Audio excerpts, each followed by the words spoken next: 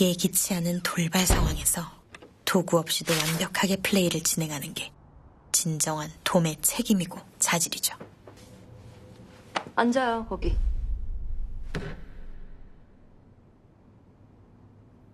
벨트 풀어요.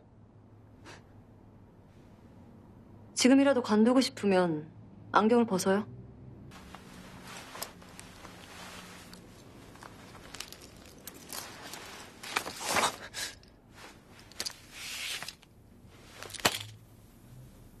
벗어요. အားလုံးပဲမင်္ဂလာပါဒီနေ့မှာတော့ပုံမှန်မြင်တွေ့နေကြအချစ်ဇလန်းနေနဲ့လုံးဝကွဲထွက်နေတဲ့နည်းနည်းတော့ရဲတင်းပြီးကြည်နေရတဲ့ရှက်ကိုရှက်ကန်းဖွတော်စေမယ် Netflix ရဲ့ကိုရီးယားနာမည်ကြီးဇာတ်ကား Love and Licious အကြောင်းကိုပြောပြပေးသွားမှာပါဇလန်းကတော့ရိုးရိုးရင်းရင်းအချစ်ကားမဟုတ်ဘူးဗျလူတွေအပြင်မှာထုတ်မပြောရတဲ့ BDSM လောကအကြောင်းကိုရိုးရိုးသားသားနဲ့ဟာတာနော်ပြီးရိုက်ကူးထားတာပါ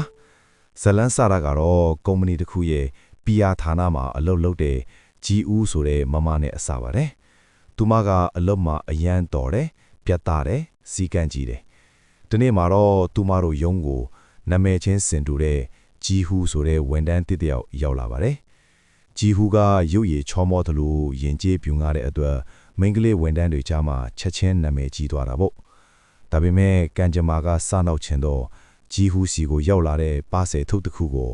နာမည်ချင်းတူနေတဲ့ဂျီဟူကမားဖွင့်မိလိုက်ပါတော့တယ်။အဲ့ဒီဘူးထဲမှာရှိနေတာကတော့တားရည်နဲ့လှုပ်ထားတဲ့ခွေးလေပတ်ချိုကအနက်ရောင်ကြီးတစ်ခုပါ။ကဲအခြေအနေကတော့စပြီဗျာ။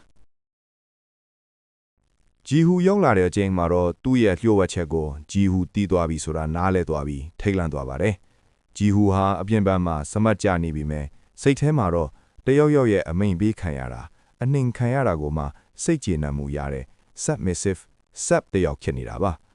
သူဟာဂျီဦးကိုသူ့ရဲ့လျှို့ဝှက်ချက်အတွက်တောင်းပန်ရင်းနဲ့တစ်ဖက်ကလည်းဂျီဦးရဲ့ပြတ်သားတဲ့ဇယိုက်ကိုကြည့်ပြီးသဘောကျသွားပါတယ်ဒီနေရာမှာဂျီဟူကထူးဆန်းတဲ့တောင်းဆိုမှုတစ်ခုလုပ်ပါတယ်အဲ့ဒါကတော့ကျွန်တော်ရဲ့သခင်မာစတာဖြစ်ပေးပါဆိုတာပါပဲပထမတော့ဂျီဦးကဒါကိုယူးကြောင်ကြောင်နိုင်တယ်လို့ထင်ခဲ့ပြီးမြဲဂျီဟူရဲ့အယူသားမှုကိုမြင်တဲ့အခါမှာတော့စမ်းကြည့်ဖို့ဆုံးဖြတ်လိုက်ပါတယ်သူတို့နှစ်ယောက်ဟာ3လကြာတခင်နဲ့ဂျွန်ဆက်ဆံရေးအဖြစ်နေထိုင်ဖို့စာချုပ်တစ်ခုချုပ်လိုက်ကြပါတယ်ဒီဇာတ်ကားရဲ့ထူးခြားချက်ကဒီလိုကိစ္စတွေကိုညဉ့်ညမ်းတဲ့ဘက်မသွားပဲတယောက်ရဲ့ဝါသနာကိုတယောက်ကဘလို့လေးစားရမလဲဆိုတာကိုပညာပေးပုံစံမျိုးပြသွားတာပါဂျီဟူက BDSM အကြောင်းကိုစာအုပ်တွေဖတ်ပြီးလေ့လာတယ်ဂျီဟူကိုဘလို့အမိန်ပေးရမလဲဆိုတာသင်ယူပါတယ်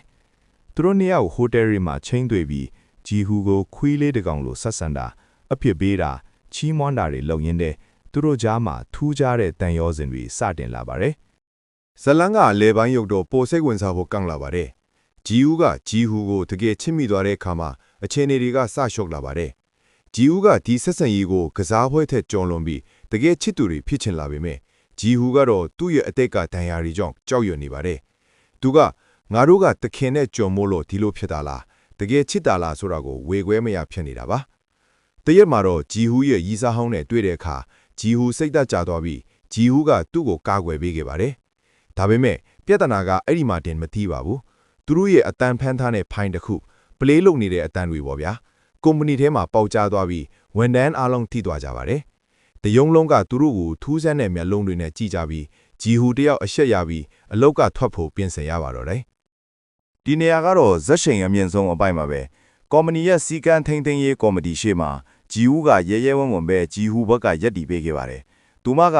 ဒါဟာတယောက်နဲ့တယောက်သဘောတူညီမှုနဲ့လှုပ်ဆောင်တဲ့ကိစ္စထီပြီးဘသူ့ကိုမှထိခိုက်မှုမရှိဘူးလို့လူကြီးတွေရှေ့မှာပြက်ပြက်သားသားခြေပခဲ့ပါတယ်။ဒီဖြစ်ရက်ကဂျီဟူကိုဂျီဟူရဲ့အချစ်စစ်ကိုယုံကြည်သွားစေပါတယ်။စက်သိမ်းမှာတော့သူတို့နှစ်ယောက်ဟာအလုတ်ကနေထုတ်လိုက်ကြပေမဲ့တယောက်ကိုတယောက်ပွင့်ပွင့်လင်းလင်းလက်ခံနိုင်သွားကြပါတယ်။သူတို့ဟာတခင်နဲ့ဂျွန်ဆက်ဆံရေးကနေတကယ်ချစ်သူတွေဖြစ်ပြောင်းလဲသွားပြီးတယောက်ရဲ့လိုအပ်ချက်ကိုတယောက်ကနားလေဖြည့်ဆည်းပေးရင်ပျော်ရွှင်စွာပေါင်းဖက်သွားကြတာကိုတွေ့ရမှာဖြစ်ပါတယ်